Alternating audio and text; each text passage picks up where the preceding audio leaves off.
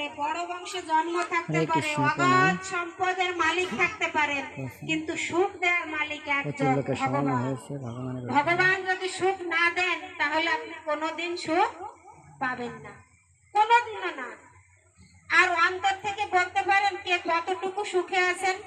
অনেক সম্পদ থাকতে পারে, বড় বংশ থাকতে পারে, কিন্তু হৃদয়ে আপনি মনের কাছে প্রশ্ন করে দেখুন, আপনার সেই সুখ নেই। হয়তো এসি আছে, ফ্রিজ আছে, হ্যাঁ, অনেক ঠান্ডা শীতলতার ব্যবস্থা আছে, কিন্তু হৃদয় জুড়ানো শীতলতা এটা একমাত্র আছে হরি কথায়, হরি নামে, অন্য কোথাও নাই। আমাদের যখন অসুখ হয়, হাত কেটে যেতে পারে, মাথা ব্যথা করতে পারে, পেটে ব্যথা হতে পারে, বিভিন্ন রকমের অসুখ হয়, কিন্তু ওষুধ কোথায় দিতে হয়? হাত কেটে গেলে কি কাটা স্থানে ওষুধ দিই? না। মাথা ব্যথা করছে, মাথায় কি ওষুধ ঢালেন? না। ওষুধ দিতে হয় মুখে।